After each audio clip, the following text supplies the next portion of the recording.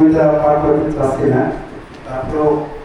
আমার সরচিত কবিতা হচ্ছে মারে কিরম আসিস,